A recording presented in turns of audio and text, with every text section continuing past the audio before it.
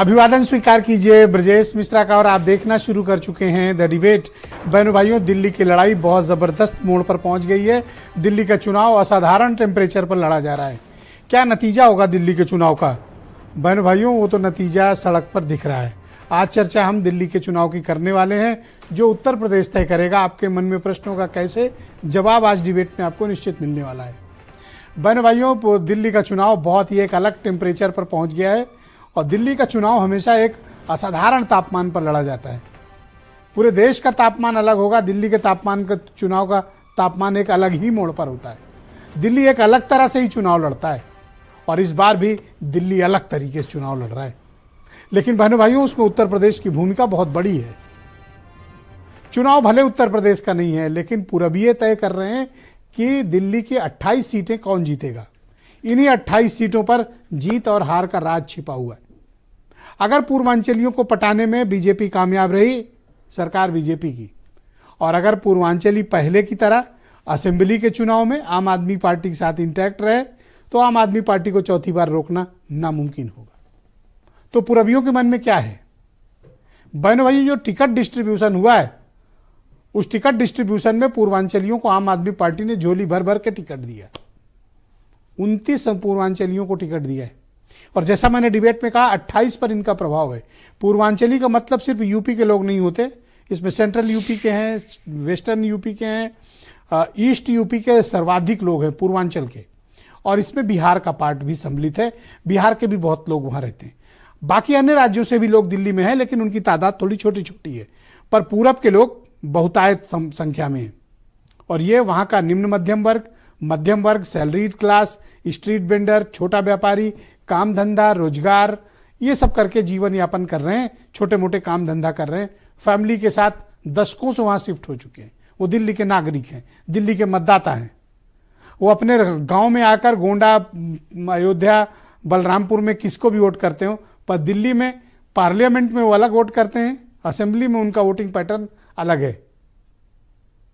अब इसका कारण क्या है, ये एक शोध का विषय है।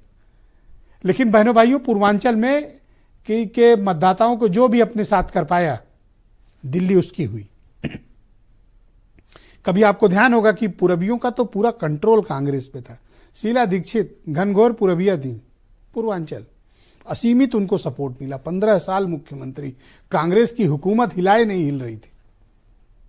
क्यों? क्योंकि पूर्वांचल के लोगों का फुल सपोर्ट था। इस कारण कांग्रेस दिल्ली पर इतने लंबे समय हुकूमत कर पाई। और इस बात का एहसास केजरीवाल की टीम को हो गया था। इसीलिए आप देखें, संजय सिंह, गोपाल राय, अवध ओझा, दिलीप पांडे, ये सब कौन है? पूर्वांचल के लोग हैं, पूरब के लोग हैं। आम आदमी पार्टी के 10 ऐसे एमएलए हैं, कोई गाजीपुर का है, कोई आजमगढ़ का है, कोई मऊ का है, कोई बलरामपुर का है, कोई सुल्तानपुर का रहने वाला है, कोई रायबरेली का है। ये वहाँ एमएलए बने हुए। इस कारण आम आदमी पार्टी की स्ट्रेंथ वहाँ पर पूर्वांचलियों में अधिक है। और बीजेपी का जो टिकट डिस्ट्रीब्यूशन हुआ है, पूर्वांचलियों को बहुत खास तवज्जो नहीं मिली। क्यों? क्योंकि उनका कहना राष्ट्रवाद पर उठ पड़ेगा। और दूसरा वर्ग है झुग्गी में रहने वाला, कच्ची कॉलोनियों में रहने वाला वोटर, जो गरीब है, मजदूर है, नीचे के तबके का है, छोटे मोटे 10-15 हज़ार का जॉब करता है, कच्ची कॉलोनियों में रहता है। वो बड़ा मतदाता वर्ग है। जो दिल्ली का आप एलीट क्लास देखते हैं ना, इनकी संख्या बहनों भाइयों 7-8% है। ये जो पॉश लोकेलिटी है ना, राजा लोगों की, ये बहुत थोड़े हैं। और ये वोट डालने जाने में बहुत नाटक करते हैं, बड़े पंचायती हैं, बड़ा मीन मेख निकालते हैं और बड़े एलीट लाइन में नहीं लगते हैं। और झुग्गी का मतदाता घुस कर मतदान केंद्र में वोट करता है। और उसकी यही काबिलियत उसे तय करती है कि दिल्ली का राजा कौन होगा। आम आदमी पार्टी की जो स्ट्रेंथ है ना, वो इन्हीं झुग्गियों में है, कच्ची कॉलोनियों में है, निम्न मध्यम वर्ग में है, गरीब में है, मध्यम वर्ग में है, नौकरी पेशा रेहड़ी पटरी व्यापारी की है। यही वो ताकत है जिसका भेद बीजेपी के पास नहीं है। और दिल्ली में हिंदू मुसलमान फैक्टर कम चलता है। क्यों? क्योंकि वहाँ के मुसलमानों का जो वोट प्रतिशत है, वो नॉर्थ दिल्ली के कुछ सीटों को छोड़कर कोई बहुत प्रभावी मतदाता नहीं है कि जिनकी वजह से हो। दूसरा, सब काम धंधा रोजगार के लिए हैं। दिल्ली का कोई मूल नागरिक बहुत कम लोग हैं। तो जब आदमी अपना घर छोड़ के दूसरी जगह जाता है तो अपने काम धंधे, परिवार, शिक्षा, पढ़ाई, स्वास्थ्य पर ज्यादा ध्यान देता है। गांव में रहता है तो उसका आचरण दूसरा रहता है। इसी में राज छिपा है आम आदमी पार्टी के।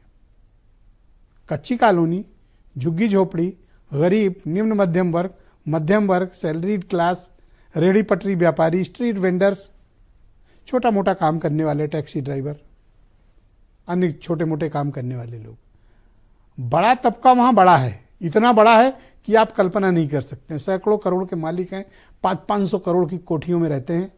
और वहीं सामने एक कच्ची झुग्गी में जितने बड़े में साहब का बंगला है उतने बड़े में वहां 500 लोग रहते हैं। दो तरह का दिल्ली है। तो दिल्ली ने क्या तय किया है? दिल्ली का मतदाता अपना जो चुनने जा रहा है भाग्य विधाता, वो कौन होगा? क्या चौथी बार अरविंद केजरीवाल, या इस बार बदल कर रहेंगे यानी बीजेपी? कौन जीतने वाला है? और क्या कांग्रेस कोई ट्रायंगल लाएगी? बहनों भाइयों, कांग्रेस एक बहुत अपने ही दुर्भाग्य से मुकाबला कर रही है। दिल्ली के चुनाव घोषित भी नहीं हुए थे कि कांग्रेस ने आम आदमी पार्टी पर खुला हमला कर दिया था। क्यों? क्योंकि केजरीवाल ने कहा था अकेले लड़ेंगे। तो अब कांग्रेस के पास विकल्प नहीं था, इसलिए उसने केजरीवाल पर ही अटैक मार दिया। लेकिन उसके बाद से पूरी लीडरशिप दिल्ली की फरार हो गई, गायब हो गई। ना अजय माकन दिखे, ना कोई सेंट्रल लीडरशिप का दिखा, ना दिल्ली का कोई प्रभारी दिखा। सिर्फ दो लोग दिखे, अलका लांबा दिखी और संदीप दीक्षित। उसमें दीक्षित मुखर हैं, बाकी सब खामोश बैठे हुए। तो शुरुआत में तो अटैक करने आए, लेकिन जब इंडिया अलायंस का हवाला देकर साथियों ने कांग्रेस को धमकाया, उतनी ही तेजी से कांग्रेस घर के भीतर बैठ गई, कोई निकला नहीं। अब जब चुनाव को थोड़ा ही वक्त बचा है, कांग्रेस की लीडरशिप दिल्ली में लगभग निष्क्रिय है। तो ट्रायंगल वेंगल बनने की बात बेमानी। अब मुकाबला बीजेपी और आम आदमी पार्टी में खुला मुकाबला है।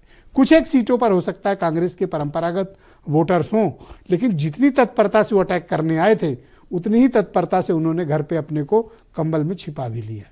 कुछ स्टेटमेंट, फिर आज की डिबेट।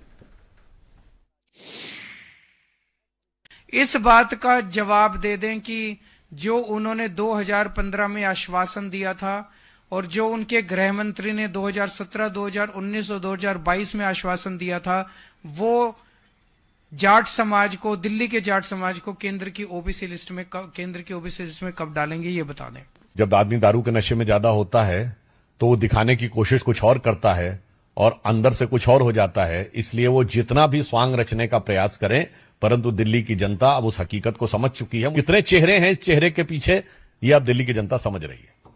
दिल्ली चुनाव में कांग्रेस पार्टी अपनी पूरी ताकत के साथ सरकार बनाने जा रही है, पूरी ताकत के साथ चुनाव लड़ रही है। और दूसरी तरफ हम लोग गंगा मैया के झूठे बेटे और जमुना मैया के झूठे बेटे के खिलाफ अपना प्रचार भी कर रहे हैं, और कैसे उन्होंने पिछले 11 साल में झूठे वादे किए हैं उनके खिलाफ भी बातें बता रहे हैं।